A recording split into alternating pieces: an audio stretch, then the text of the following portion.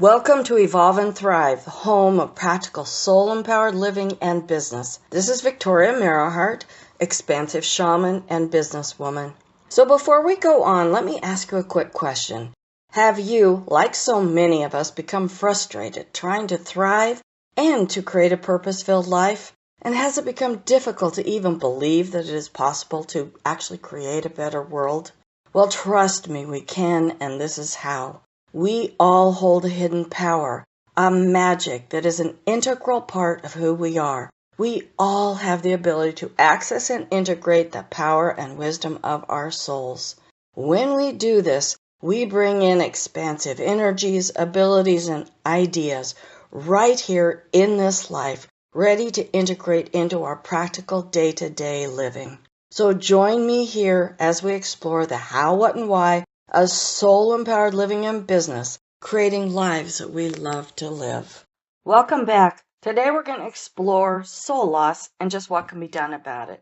The word soul loss might sound somewhat obscure or esoteric, but actually it is very real and it can have a dramatic effect on our lives. Soul loss can keep us from living fully, from finding inner joy. It can cause dramatic pain and unhealthy life patterns. Put simply, it gets in the way of a thriving and meaningful life. Today we're going to explore the what and why of soul loss and the how of moving past it into empowerment and better living. To explore this, we're going to bring some wisdom of shamans out of the shadows and present in modern terms and use. In episode 1, we talked about just what is the soul. This word can have so many meanings and connotations. If you haven't already listened, you might want to give it a try. You can find it wherever you are on this podcast or on my website, evolveandthrive.com. All right, back to soul loss. Where to begin? I think I'll start with a broad perspective for understanding. We will then dial into the more specific and applicable to our individual lives. It's common to talk about a soulless society when we see a group that preys on others and has no compassion. When we see the wealthy taking from the poor, governments that enslave the populace, animal cruelty, cruelty to children, rape and abuse, and on it goes. We call this soulless behavior because there seems to be no compassion or consciousness of the effect of their actions. And of course, the same can be said for individuals. Every one of us can name people that demonstrate these characteristics, be they public personalities or individuals that have caused pain in our own lives. Obviously, if you are listening here, you are not one of the soulless, but in truth, are you fully soul empowered? There's a huge gap between being soulless and being fully soul empowered. Most of us fit somewhere in the range in between. Honestly, I'm not sure if I've ever met someone that is fully soul empowered. The signs would be holding a beautiful, radiant frequency, inner joy, knowing exactly who they are and their purpose in this life, able to maintain and care for themselves while serving others, trust in universal goodness. The list goes on. I assume that what I'm getting to here. And if you are like me, you recognize these signs and have had moments of seeking and even fulfilling them. But then, in between those moments, what's going on the rest of the time? Those of us on this path of conscious, compassionate living with creative impulses and dreams of creating a better world are being prompted by our souls, by our higher self, the voice of our soul. While we are being prompted to fulfill these intentions, to make a difference, to fulfill our lives and life purpose, we may not have the full wherewithal to manifest this drive while also maintaining our earthly needs. We often live in this limbo, or what, kind of looks like a seesaw, moving back and forth between trying to fulfill our soul's purpose, then going back to earning a living and fulfilling our earthly needs, and back and forth between our soul impulse, our soul truth, getting past our programming, and fulfilling our earthly needs. This may not be an easy path to walk, but there is a step that we can take to aid ourselves. The more soul connection and power we hold, the more we can manage and enhance that purpose that drives us from within. This soul connection and empower is something that we may seek, but why don't we have it already? If we're born with it, if it's an intrinsic part of us, why do we need help with this? We touched on this a bit already in podcast 1 when we were describing what is the soul. To go a little deeper, for most of us, a level of connection is lost simply when we enter this body, when we enter 3D material existence. We forget our true expansive selves, the us that holds greater power and wisdom than we can imagine. This is the amnesia that allows us to fit into the 3 world, to have this human experience. I guess this is just a part of the game. But then gradually through family and social reprogramming, education, we disconnect more and more. In Western culture, we are taught to focus on the body, mind, and personality. Find our place to fit in and be productive. Be a good member of our families, of our culture. Fitting in and being productive are not in and of themselves a negative thing. To some extent, we need these to survive, but they can have repercussions. There is no universal right and wrong, but there is the right to live an empowered life, to fulfillment, to inner joy, and an enriched experience of life. If you're in my age range, you will remember that this was the core of the 60s, the hippie rebellion, which then moved on to the human potential movement. Rebellion against this structured programming and seeking that greater expansive truth that we knew deep down existed was what we were seeking.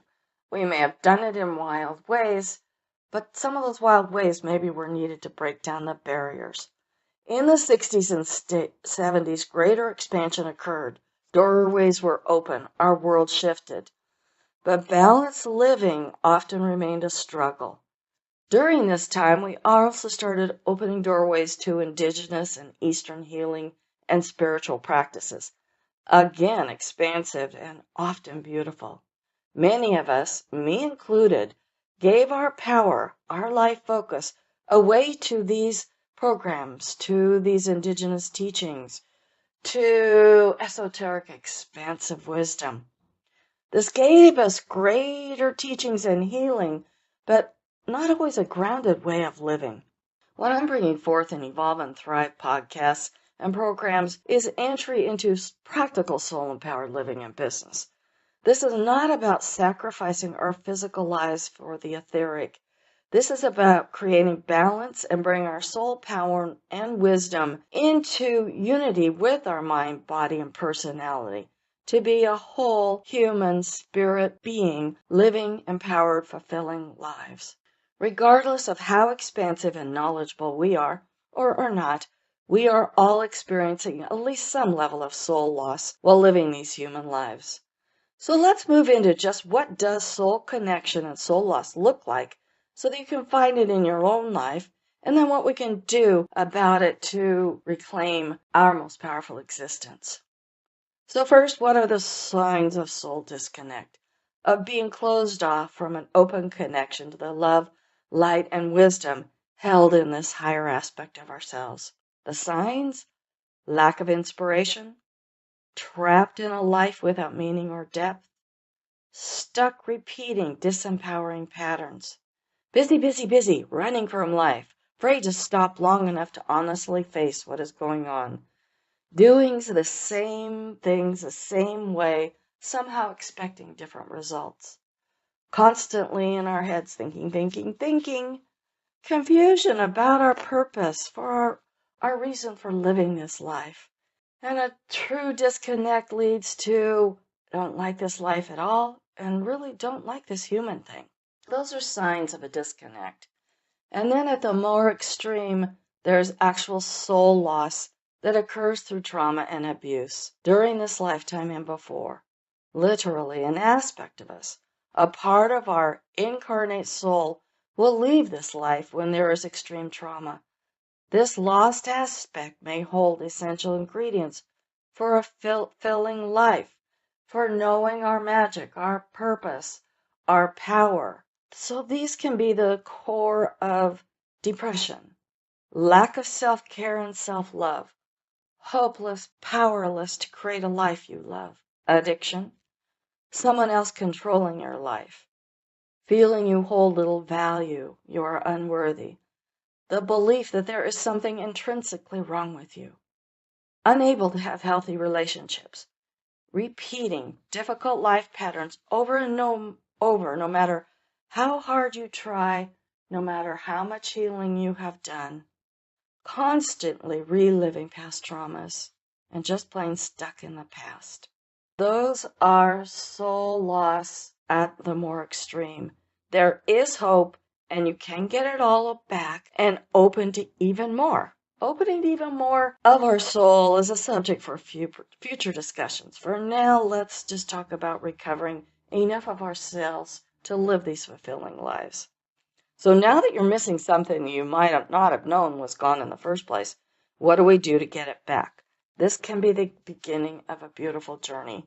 Sometimes a rocky road at times, like all healing, but a beautiful journey. This is where we pull a little mystical, shamanic knowing out of the obscure and into the practical. In my training as a shaman and helping hundreds of people at some level or more of soul loss, I've been able to see trends and ways that people can recover and thrive. I have seen people move from complete loss in a cult to recognizing themselves, reforming their belief and knowing of themselves and the world, from abuse to beautiful self-empowerment, from hopelessness to hope and dream. The same move that I had to make in my life during my healing. First, today we're going to look at getting reconnected to the soul energy in depth to open the doors to this higher aspect of ourselves.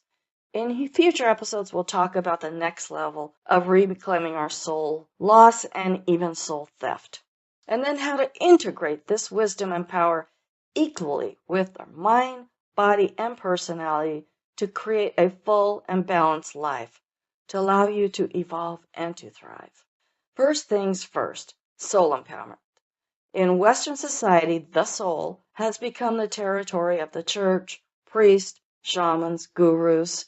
We have been taught to focus on 3D worldly lives, on our minds, bodies, and the needs of our personalities, and to turn over our connection to the beyond to, quote, professionals. In doing this, we disconnect one corner of our existence.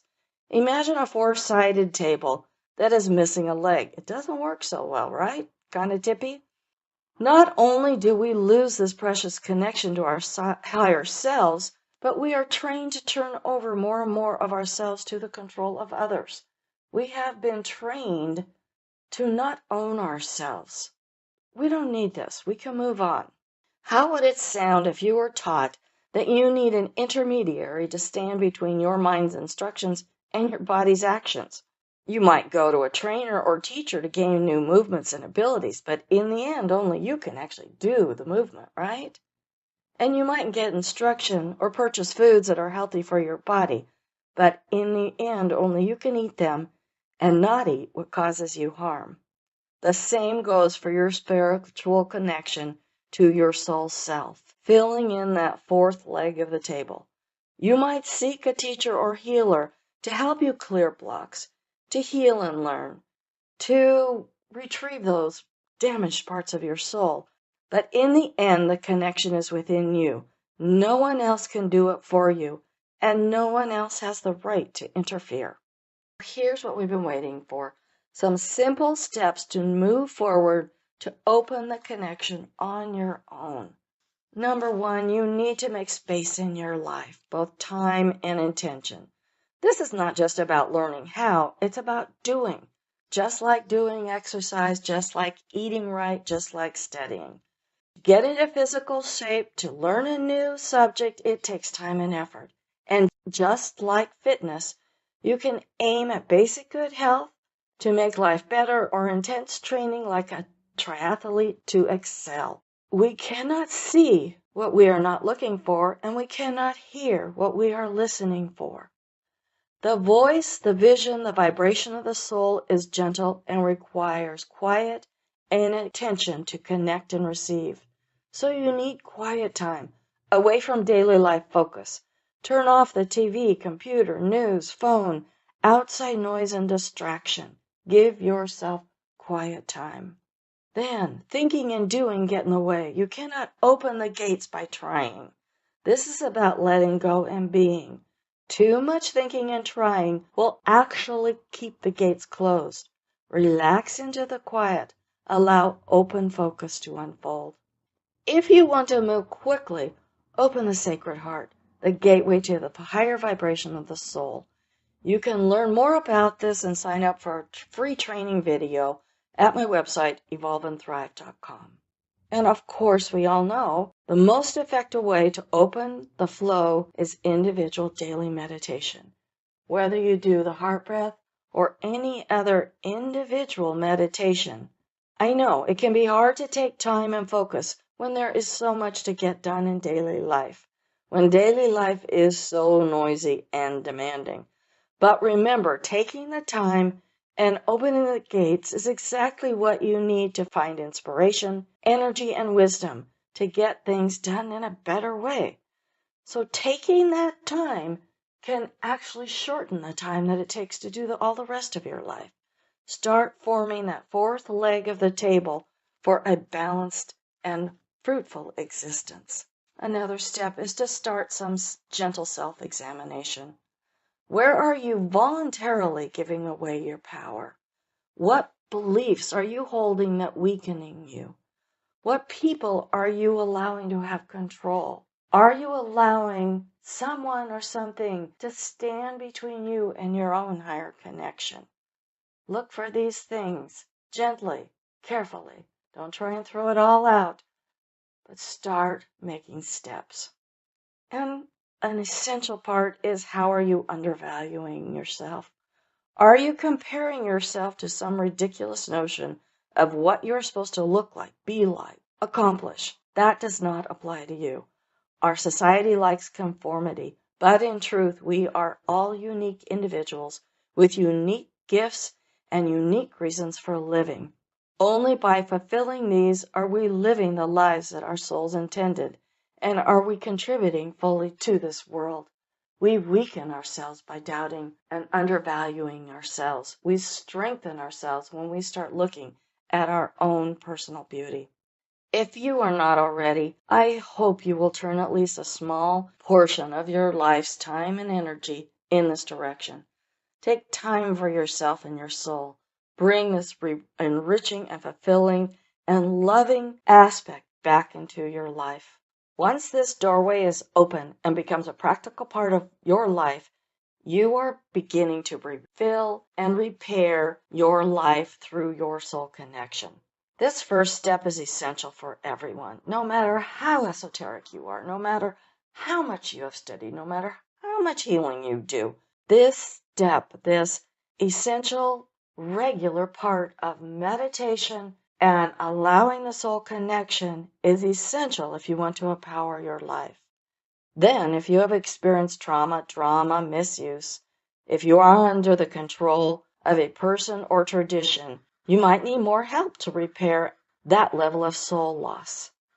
Continue working with your soul connection and opening. This will ease the path to your own soul recovery. As you open yourself, you may find that right person or process to help you reclaim any aspects that have retreated beyond our physical existence. I or others in similar work can help with this step if and when it is needed. For now, I hope, plead, pray that you will work on that fourth leg of the table, the fourth leg of your own empowered existence. Focus and practice on your soul connection. Thank you. If you would like a transcript of this podcast or other supportive information, you will find it on my website. Next installment, we will talk about why this is especially important for visionaries, change makers, and creatives.